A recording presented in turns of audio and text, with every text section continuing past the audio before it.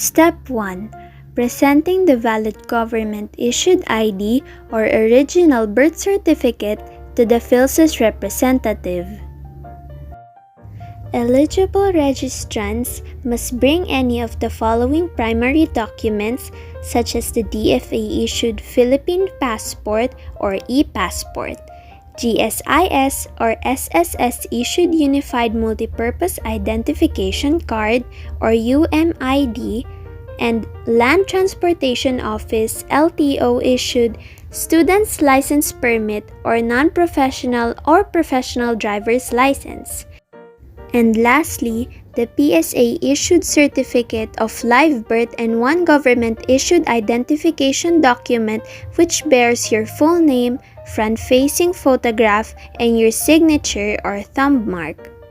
If the mentioned documents are unavailable, Filipino registrants can bring any of the following secondary documents: the PSA-issued certificate of live birth or NSO-issued certificate of live birth with birth reference number, LCRO-issued certificate of live birth, PSA-issued report of birth, PSA-issued certificate of foundling, Integrated Bar of the Philippines identification card, Professional Regulatory Commission or PRCID, Seaman's Book, Overseas Workers Welfare Administration or OWWA ID, Senior Citizens ID, SSS ID, Pantawid Pamilyang Pilipino Program or 4PS ID, License to Own or Possess Firearms or LTO PFID,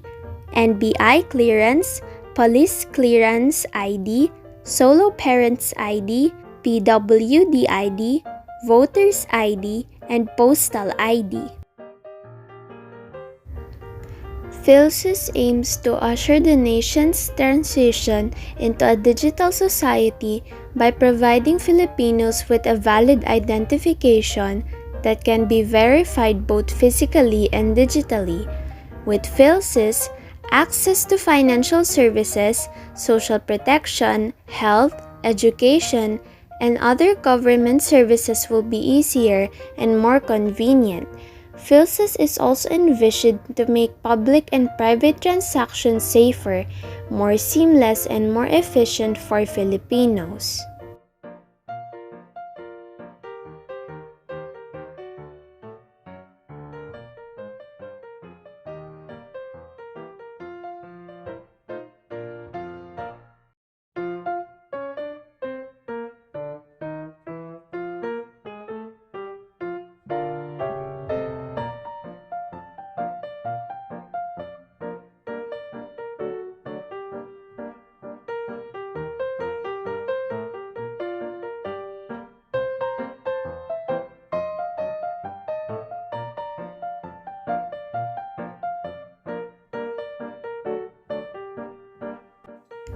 Step 2. Registration, which involves capturing the registrant's biometric data and verifying their demographic information at local registration centers. Started on gradual small-scale basis this year, Step 2 registration centers are being established by PSA in more locations nationwide to accommodate more Filipinos.